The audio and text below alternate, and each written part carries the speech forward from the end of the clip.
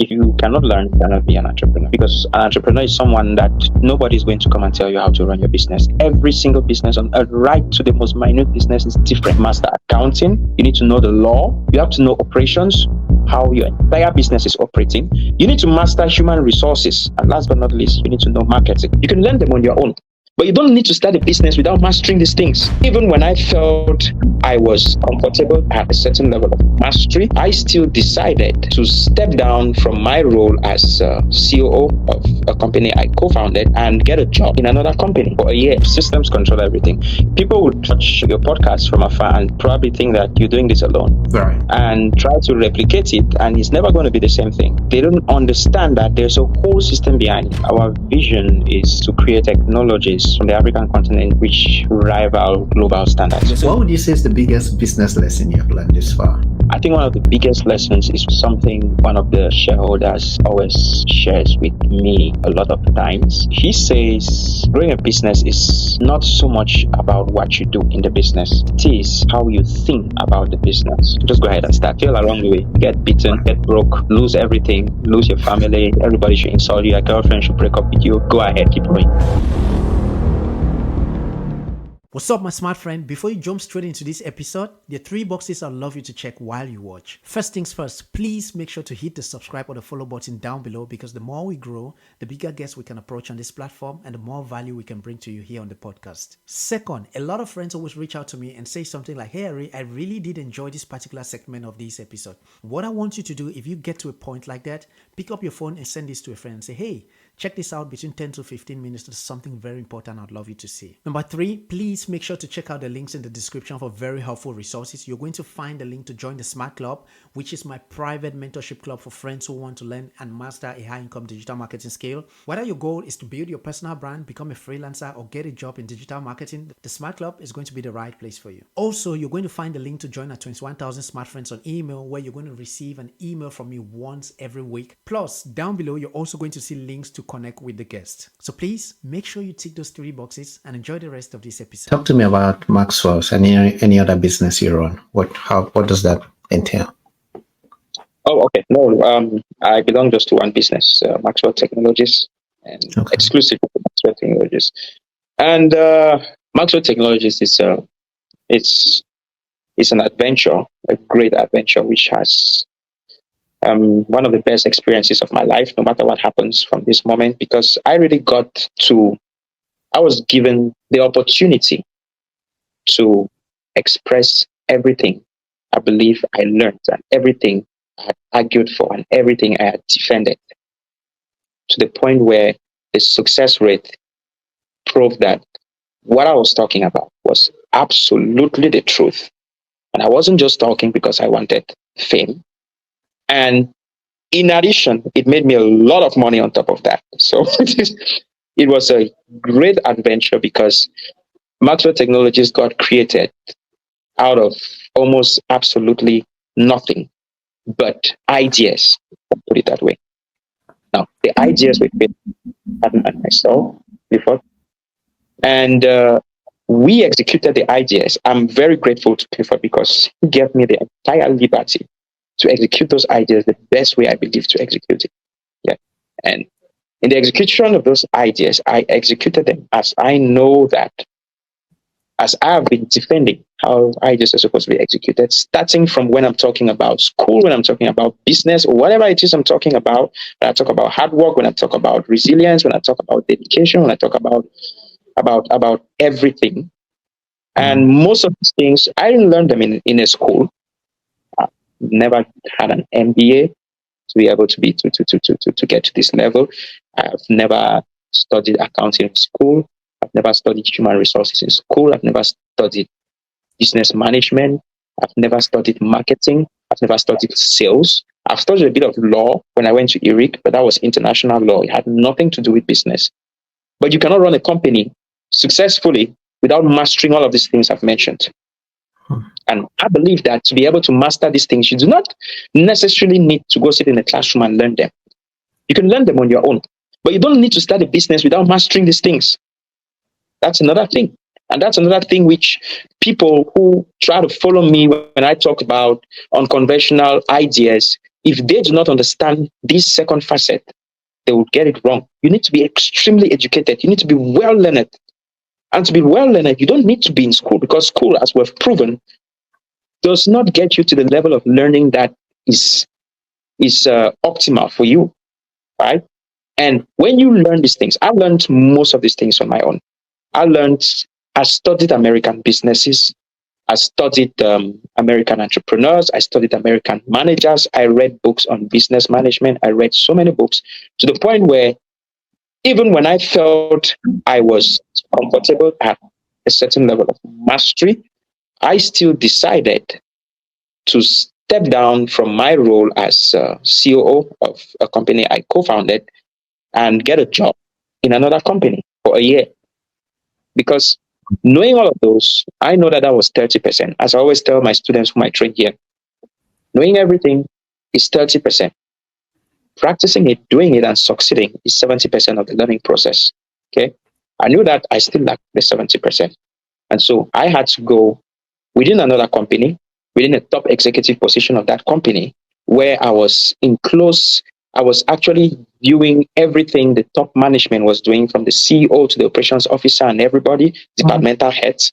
I was actually studying, understanding, seeing what they were doing. And I saw their weaknesses, I saw their strengths, I saw what they did, which I had learned, I saw what they were missing, which was what I had studied, and I understood that. And after I had understood that, I said, okay, I think I'm ready to lead and head my own company. And the whole of that experience still brought me to another realization that everything we've been talking about tells you that it's going to be very difficult for me to build a company with the standards I'm looking forward to and the methodology I've implemented if I'm going to be getting people from school to work in that company. It's going to be extremely difficult. That's why you brought the training in. Exactly. And so when I started the company, the first functional department was the training department.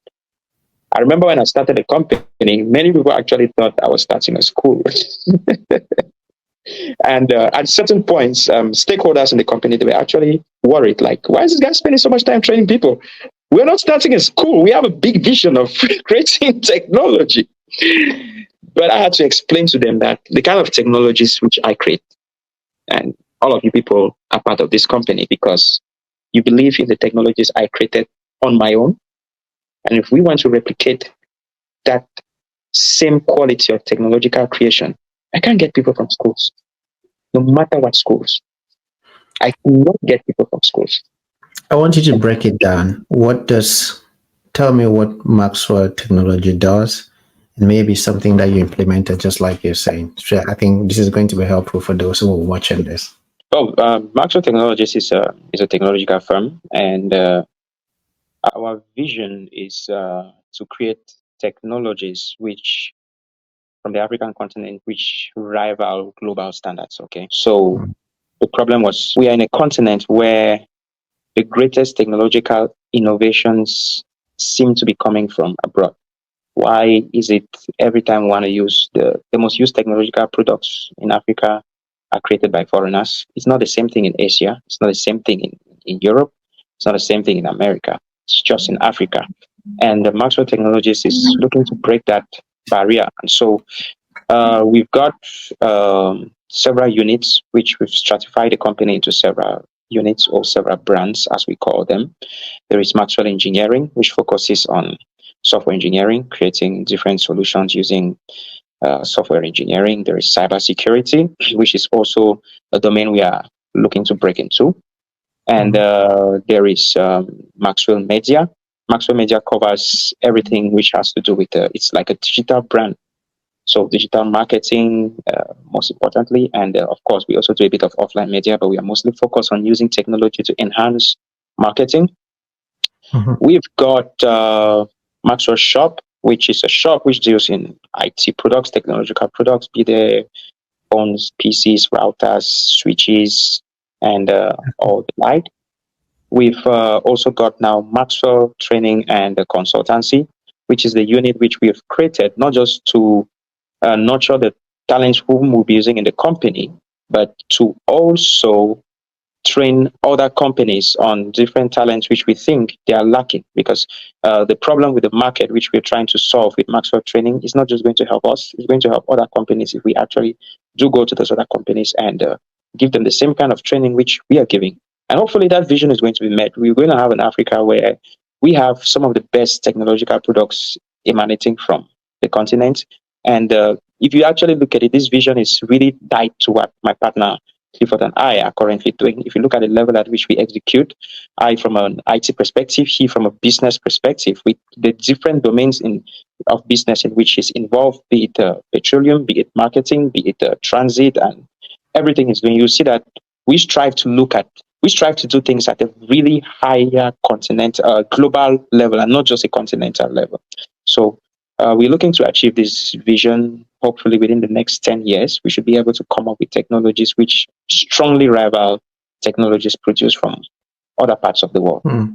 If you look at your experience in business and you have to talk to young entrepreneurs who are starting to build right now, what would you think are some of those must-have skills that they need to acquire, specifically trying to start businesses, whether in Africa or just cutting across? Number one, I think you need to have the ability to learn. If you cannot learn, you cannot be an entrepreneur, because an entrepreneur is someone that nobody is going to come and tell you how to run your business. Every single business on earth, right to the most minute business, is different. You're not going to say you're going to carry out Microsoft system and implement it in your business and you work the same.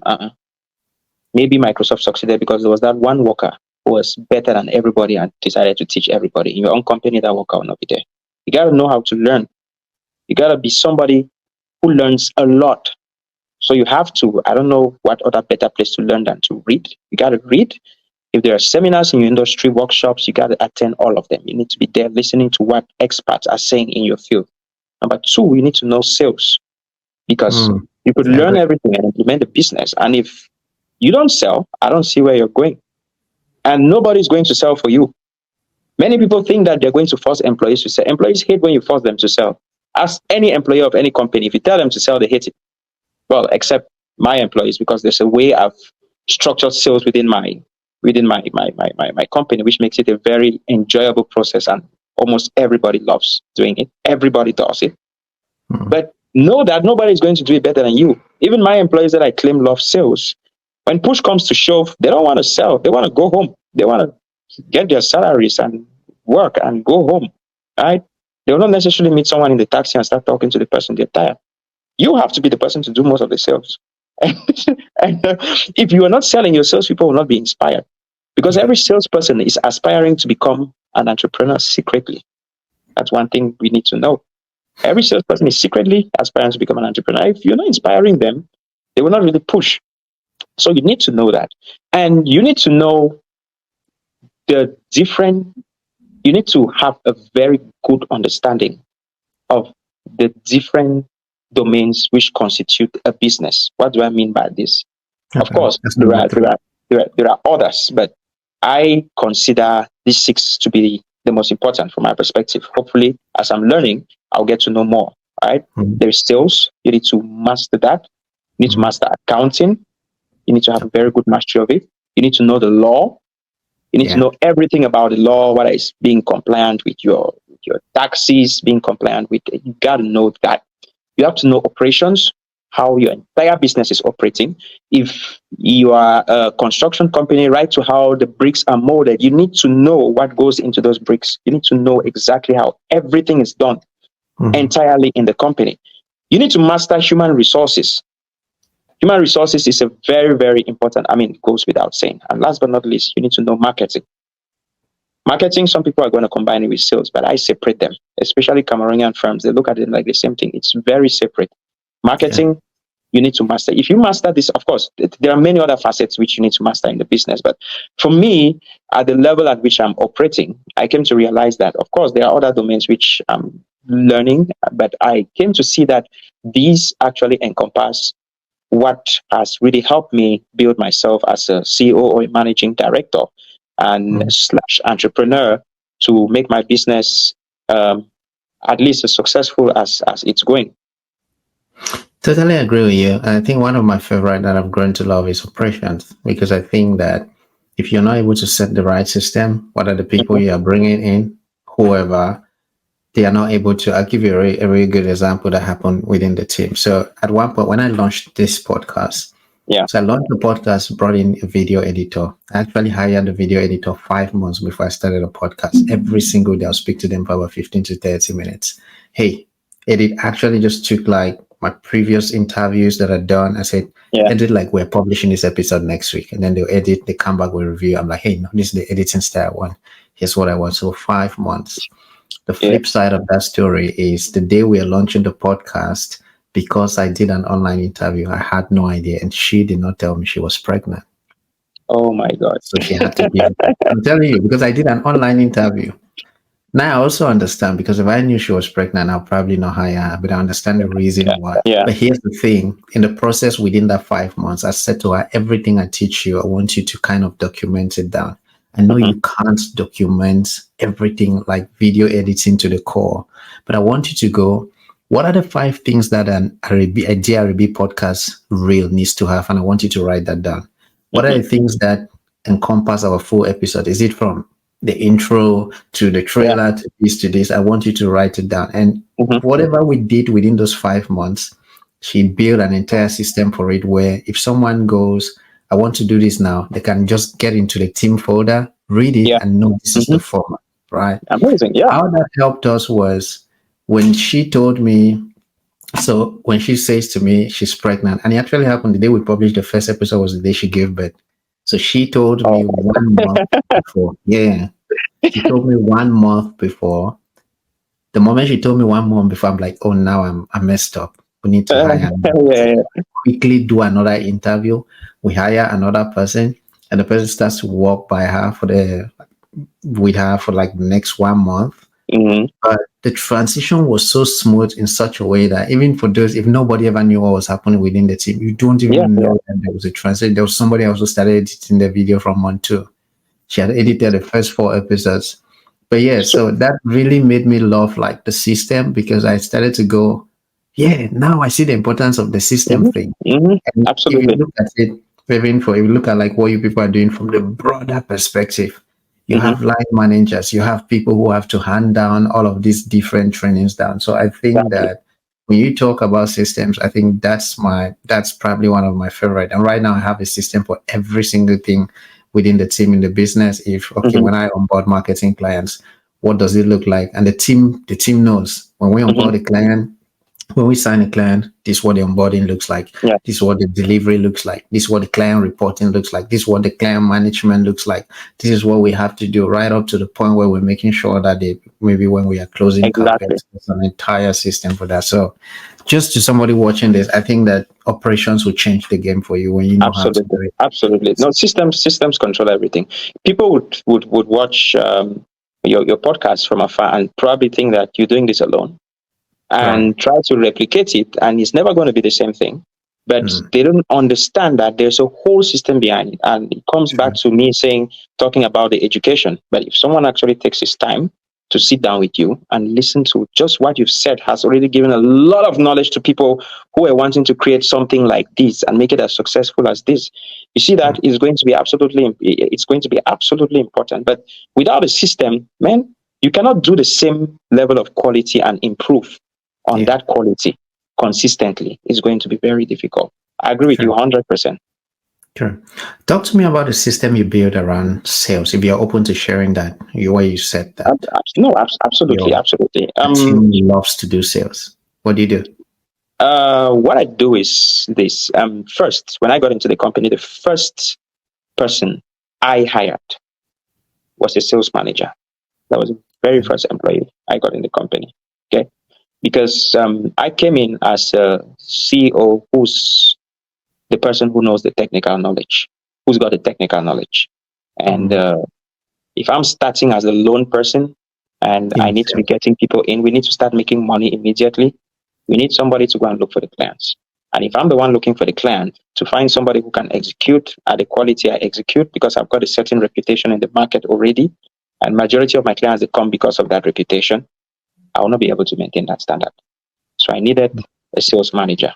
I got that sales manager first. Now, the system is very simple. You know, in Cameroon, there is, in French, we call it commercial. I think they should teach it in some schools. They teach sales in schools as well. But majority of the times, this is like under the marketing department. And you have a lot of confusion between marketing and sales. You have marketers who are sent to the field and they are called salespeople. You give people flyers to go out and you call them salespeople and all of that. I built a very enjoyable sales system within the company. Now, when the salesperson came in, since I was also very good in digital marketing, I had to start running the digital marketing for that salesperson. But this is what I tell my salespeople and everybody who wants to sell. What kind of, sorry, I'm trying to make sure that I get the most out of you, because I know that it's difficult to get you seated.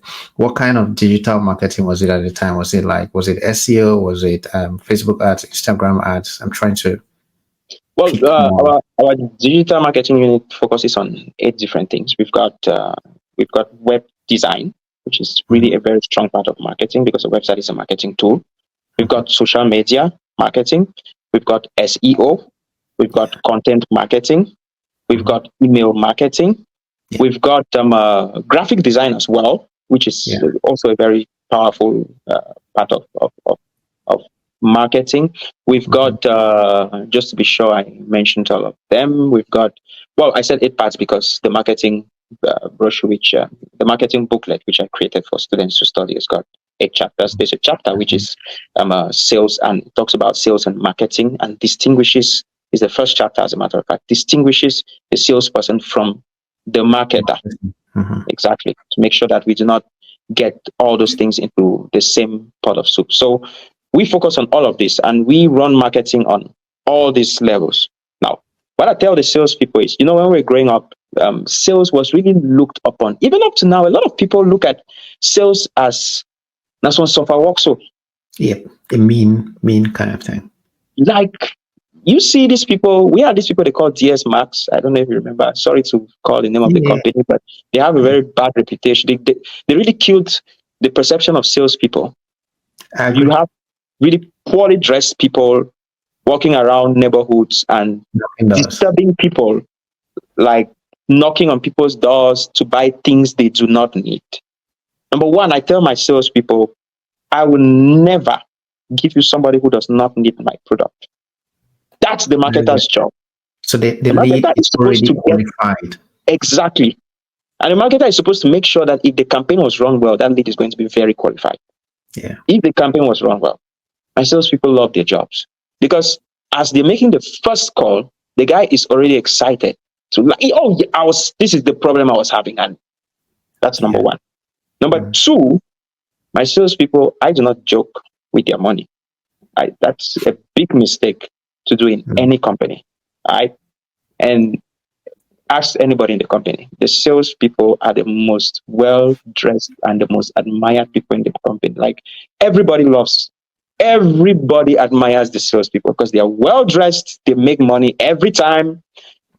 They don't need to wait for the end of the month to be able to get paid. I do not do the thing where other companies have to.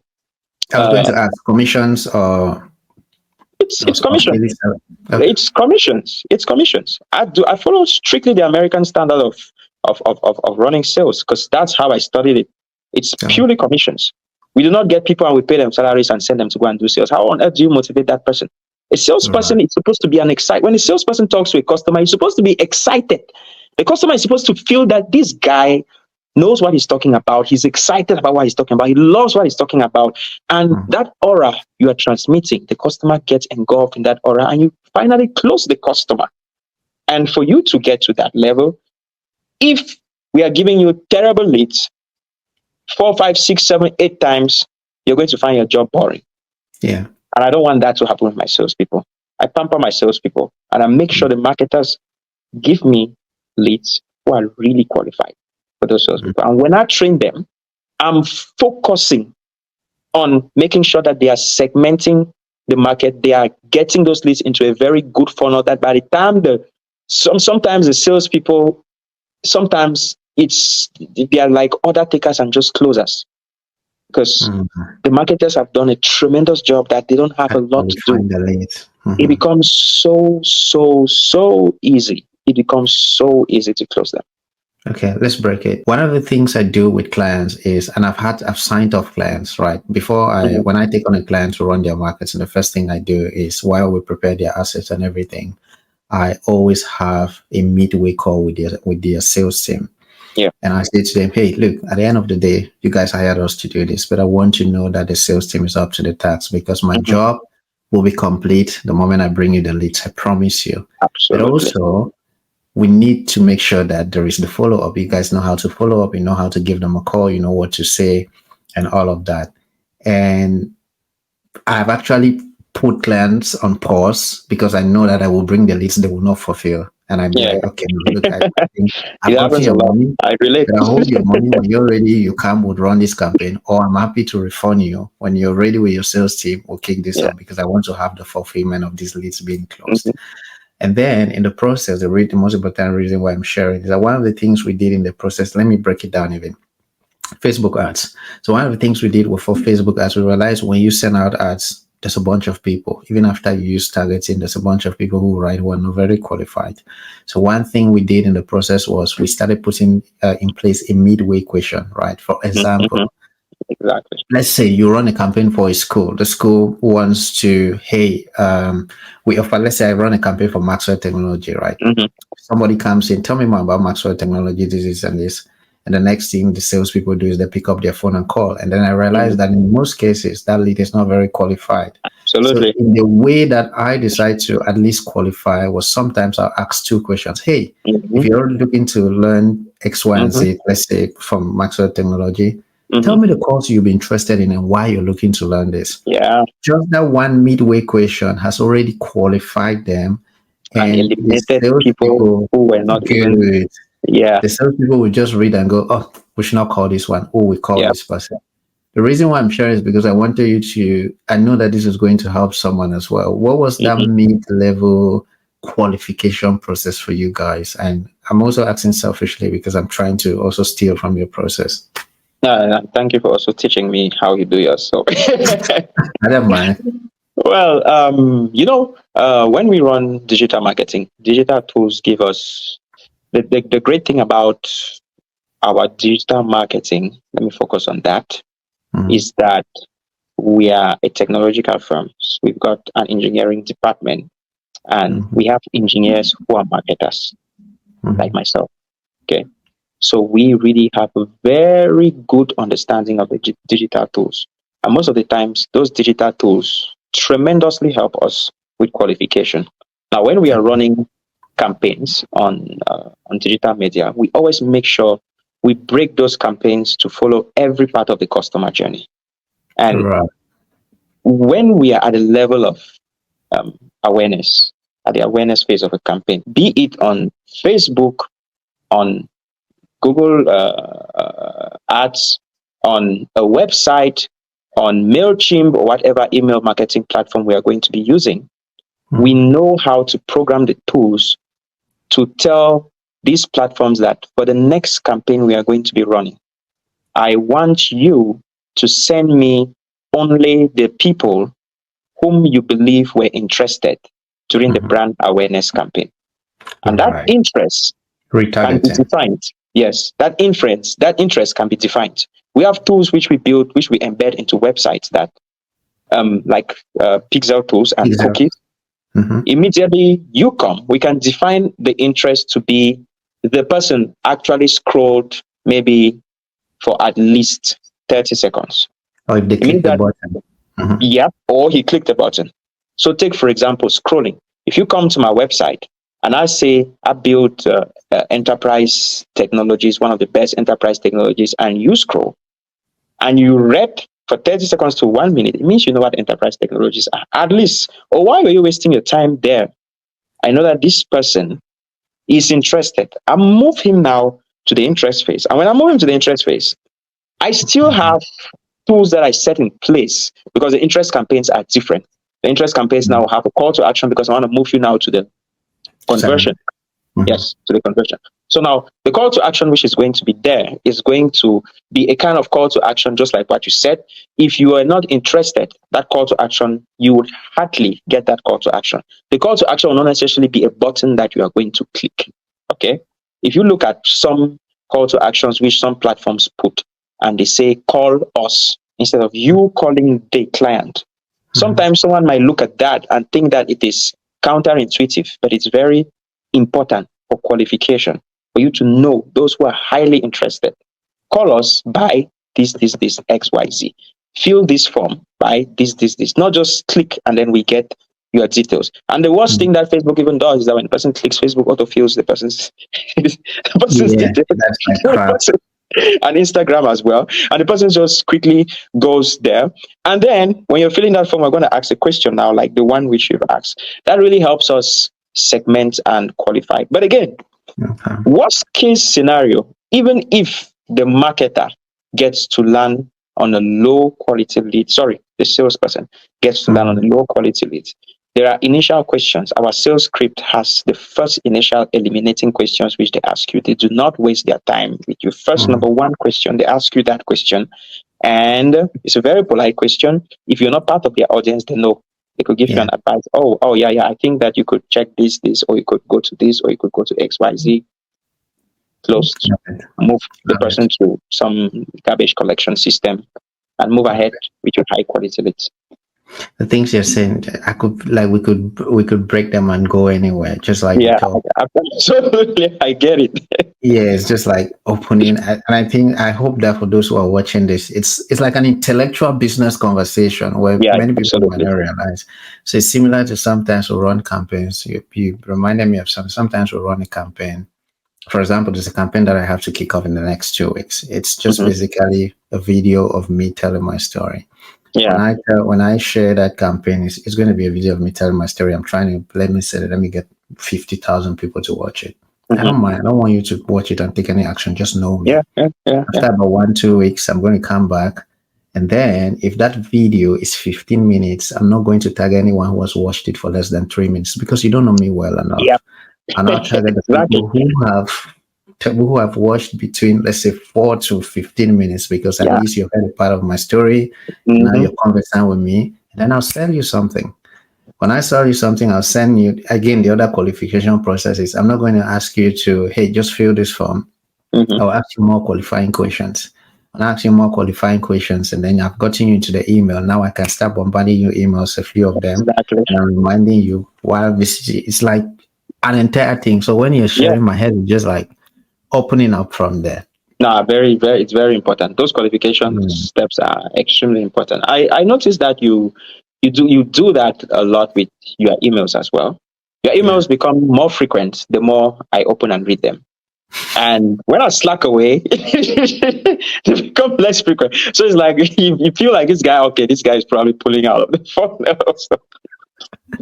Yeah. Talk to me. So what would you say is the biggest business lesson you've learned this far? I would say, I've learned a lot of lessons. Which one is going to be the biggest? Because I learn lessons. I learn lessons tremendous. I learn lessons a lot.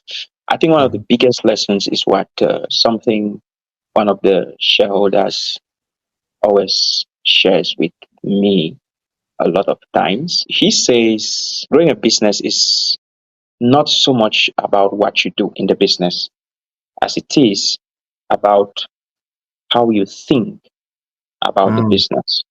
Yes. So you could spend a lot of time doing so much, but you would have another CEO who spends a lot of time thinking.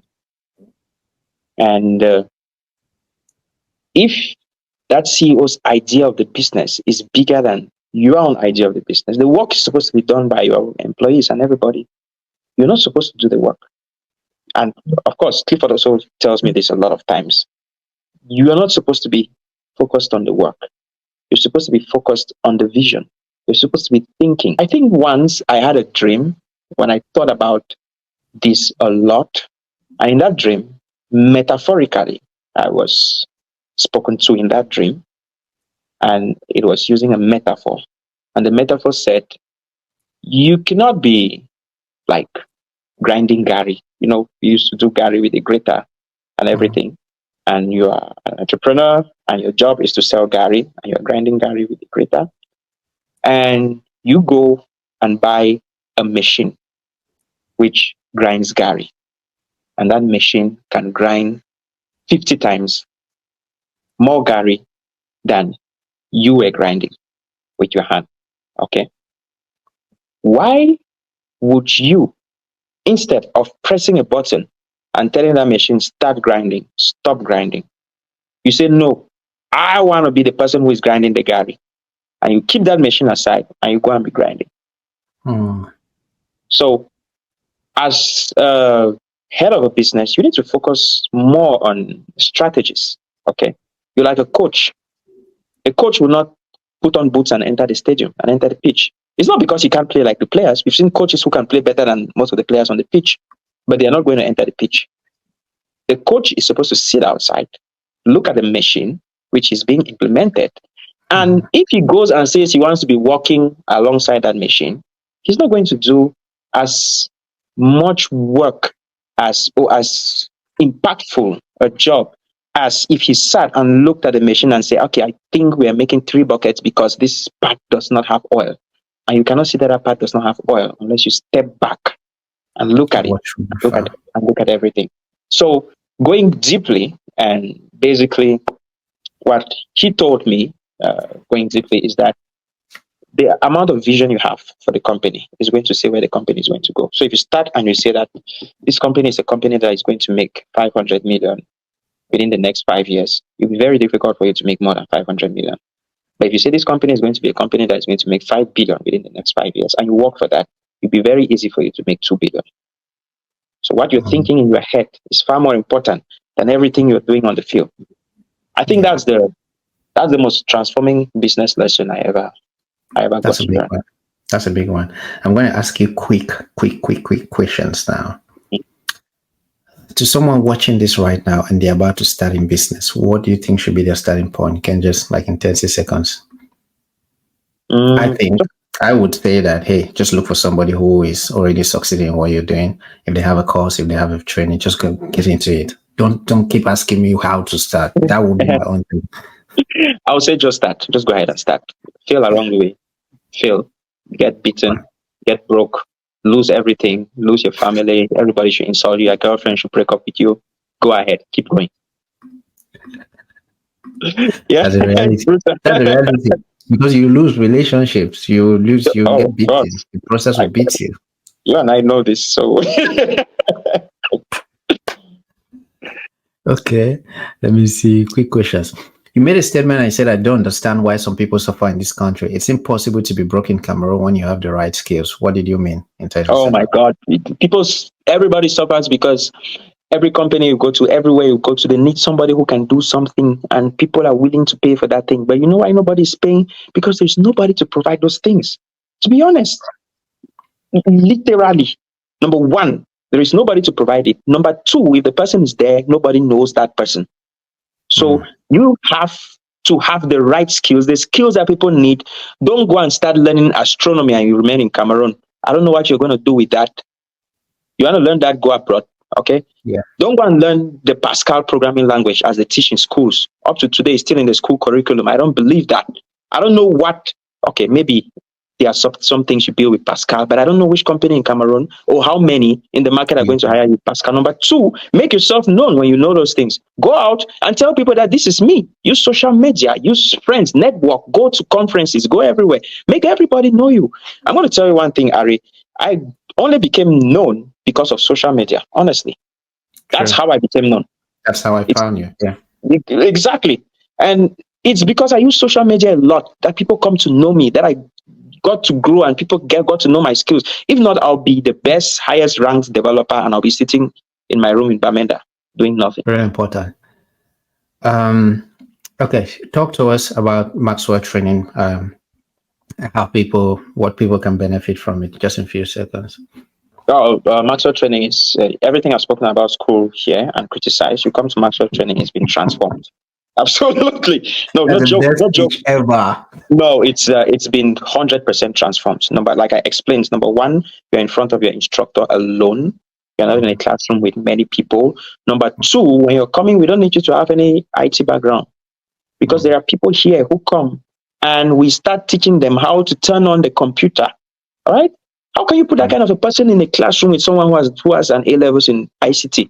And we even have students who have undergraduates in software engineering, computer science, or software engineering, computer science. There's the other one, which College of Technology, University of Boya. I don't know what degree they give. I don't know. Well, it's COT, College of Technology. They have different degrees. I think the university has like 3 different things which are stratified, but all built around software engineering and computer science and all of that. You have people who have graduated, and in fact, over 60% of students studying engineering are graduates. In studying engineering here, they are graduates. But you have people who come there who've left school since from 3. They can't turn on a computer, but they know that technology is the next best thing. We start training those people from how to turn on a computer. Right? The next most amazing thing about it is that our students are all rich because almost every student here gets to work on a paid project. Prerequisite for graduation is you must be given an internship in the company. When you're given an internship in the company, we have high demand in terms of projects. And when I was talking in 2022 about hiring 100 developers, it's actually getting to realization. I mean, hiring them to all be working on projects. Okay. So we distribute these developers among the different projects which we've got. Even in cybersecurity, we have contracts which come in. We distribute the developers among the ethical hackers or forensic investigators or whoever they are. We distribute them among the projects which are coming in. There is no school you're going to go to where you are learning and working on a client's project at the same time. I don't know any school like that. And by the time you're done, guess what? When they come and say we need to hire a software engineer who's got at least 1 year experience in Java, in Flutter, in that, you've got it. Because while studying, you were working with us. At the end of the day, almost everybody, unless they go back to school, unless they decide to travel or anything, you integrate the company because we need workers. They become part of the company. They work in the company with us because, like I said, we've got a deficit of developers. The engineering department is the largest department because we are recruiting a lot of developers as they are completing their studies, as they're completing their training. And as the projects are coming in, we are putting them on top of it. We've got projects which require 20, 25, 30 developers. We're putting them. We have projects which are coming. We have a very huge project coming up, which is going to require at least 200 developers. Where are we going to get them? We can't get people in the market whom I've already criticized, not because I hate them, but because visibly we've actually hired people. We've tried it several times. It keeps failing every time. When we get people from school and we hire them, and to be honest, that's why people leave school and come and train in Maxwell training. After having their graduation, after graduating and having their degree, they know that they cannot execute in the market. They come back here. We give them the skills before they can go back to the market. Right. And by the way, we're going to put a link down to it below if you want to check that out so that you can enroll into Maxwell. The last question we always, Cedric, first, I really want to thank you for being here. The last question we always ask all the guests on the podcast is, when all is said and done, how do you want to be remembered as Cedric? I just want to be remembered as a guy who proved everyone wrong.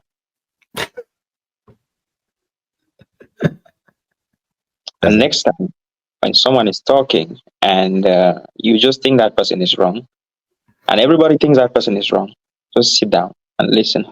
That person might be going somewhere.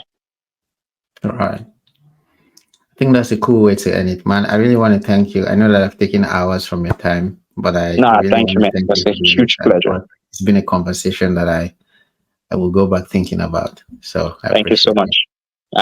I'm really grateful for the opportunity. Thank you. If you just enjoyed this episode, the chances are that you're going to enjoy other amazing episodes that we've recorded, so you can check that out somewhere around this video. Before you go, please make sure you check our 3 boxes. First things first, please make sure to hit the subscribe or the follow button down below, because the more we grow, the bigger guests we can approach on this platform and the more value we can bring to you here on the podcast. Second, a lot of friends always reach out to me and say something like, "Hey, Arrey, I really did enjoy this particular segment of this episode." Pick up your phone and send this to a friend and say, "Hey, check this out between 10 to 15 minutes. There's something very important I'd love you to see." Number 3, please make sure to check out the links in the description for very helpful resources. You're going to find the link to join the Smart Club, which is my private mentorship club for friends who want to learn and master a high-income digital marketing skill. Whether your goal is to build your personal brand, become a freelancer, or get a job in digital marketing, the Smart Club is going to be the right place for you. So before you go, please make sure to tick those 3 boxes. Like I always say, my friends, cheers to many more years of shamelessly living and crazily excelling passion and purpose.